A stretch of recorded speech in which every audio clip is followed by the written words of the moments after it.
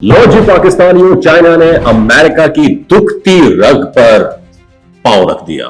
दोस्तों, पिछले कुछ महीनों से रेयर अर्थ या नायाब धातों का जिक्र आलमी खबरों में बहुत तेजी से बढ़ गया है। खासतौर पर जब से अमेरिका के सदर डोनाल्ड ट्रंप ने अपनी तकारीर में बार बार इस बात पर जोर देना शुरू किया कि रेयर अर्थ एलिमेंट्स अमेरिका की मुस्तकबिल की मईशत के लिए ऑक्सीजन की हैसियत रखते हैं। ये जुमला महज सियासी बयान नहीं बल्कि एक सख्त हकीकत की अक्कासी है, क्योंकि जिस चीज पर दुनिया की जदीद टेक्नोलॉजी खड़ी है वही चीज इस वक्त चाइना के हाथ में है। रेयर अर्थ वो 17 नायाब धातें हैं जो हर उस चीज में इस्तेमाल होती है जिसे हम हाई टेक कहते हैं, चाहे वो मोबाइल फोन की माइक्रो चिप्स हो, इलेक्ट्रिक गाड़ियां हो, विंड टर्बाइन्स हो, जदीद दिफाई हथियार हो।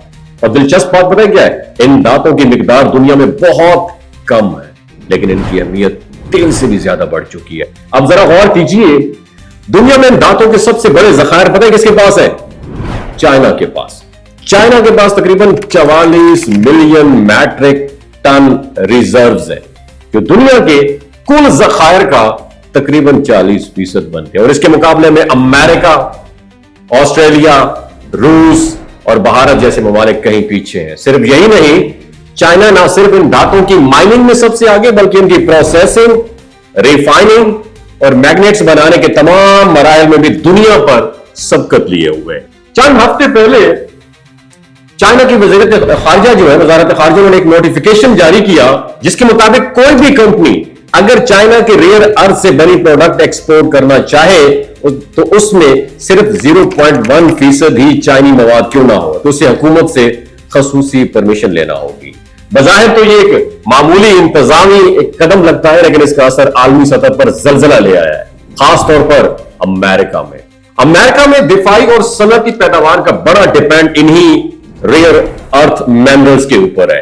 F-35 fighter jets, patriot missile system या इलेक्ट्रिक गाड़ियां, इन सब की तैयारी में रेयर अर्थ मैग्नेट्स नागुजीर है। जब चाइना ने चंद माह कबल एक्सपोर्ट कंट्रोल सख्त किए थे तो अमेरिकी फैक्ट्रियों की असम्बलियां बिल्कुल असम्बली लाइनें रुक गई थी। तो फोर्ड मोटर्स, आपने देखा होगा फोर्ड मोटर्स, इनके सीईओ ने यह खुद एतराफ किया कि हाई पावर मैग्नेट्स ना मिलने के बायस कंपनी को कई हफ्तों तक अपनी प्रोडक्शन बंद करना पड़ी। और चाइना का यह इकदाम दरअसल एक स्ट्रेटेजिक पावर मूव है, क्योंकि वो जानता है कि अमेरिका और यूरोप इस वक्त अपनी मईशत को ग्रीन एनर्जी और जदीद टेक्नोलॉजी की तरफ ट्रांसफर कर रहे हैं। और इसी ट्रांसफॉर्मेशन की बुनियाद यही रेयर अर्थ मिनरल्स है।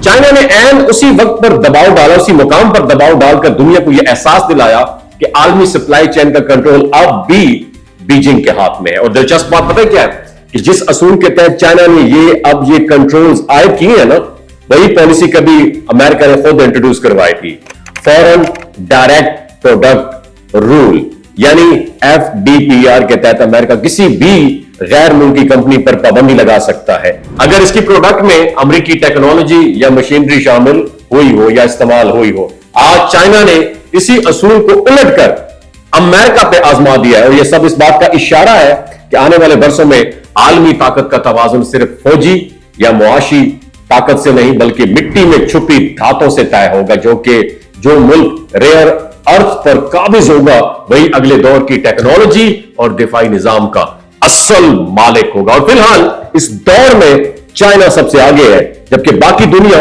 इसकी फैसलों की डायरेक्शन देखने पर मजबूर है।